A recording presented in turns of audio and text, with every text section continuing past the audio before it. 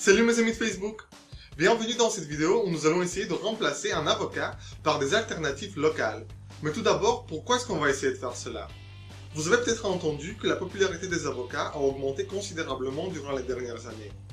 Cette hausse de la demande s'est traduite par une augmentation de la déforestation légale et illégale dans les pays exportateurs. Soyons clairs, je ne veux pas essayer de répliquer le goût de l'avocat, ceci est probablement impossible. Par contre, si autant de gens ont commencé à consommer des avocats, ce n'est pas seulement pour leur goût, mais aussi et surtout pour leur profil nutritionnel. Nous allons donc essayer de trouver tous les bons nutriments de l'avocat dans des alternatives issues de l'agriculture locale. L'avocat est un fruit assez spécial. Il contient beaucoup de graisse et pratiquement pas de sucre. Il contient une très grande quantité de fibres ainsi que des vitamines et minéraux.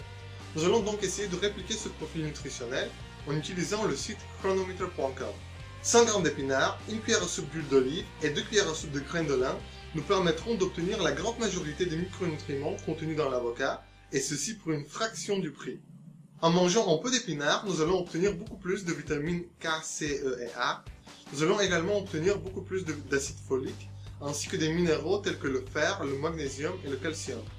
L'huile d'olive nous donnera une bonne quantité de graisse monoinsaturée, tandis que l'avantage des graines de lin, c'est qu'elles nous procurent la quantité nécessaire d'acides gras oméga 3 pour la journée.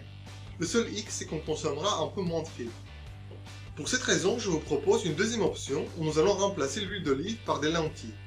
Nous allons nous éloigner un peu des proportions de glucides et de graisses contenues dans l'avocat, mais en revanche, nous allons recevoir beaucoup plus de micronutriments ainsi que des protéines pour la même quantité de calories.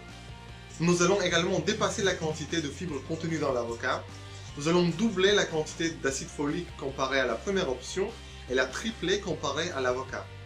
Je vous donne ces deux options à titre d'exemple. Vous pouvez bien évidemment remplacer certains ingrédients qui correspondent mieux à votre goût. Je ne dis pas qu'il faut absolument éviter les fruits exotiques, mais si nous choisissons d'incorporer certains aliments dans notre alimentation quotidienne, il est important de nous poser des questions sur leur impact environnemental.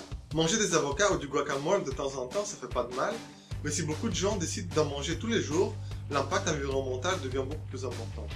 Si vous souhaitez voir des informations plus détaillées sur la question, je laisserai quelques liens dans la description. C'est tout ce que je voulais vous dire pour aujourd'hui. Merci beaucoup pour votre attention et on se revoit très bientôt sur Facebook. Ciao!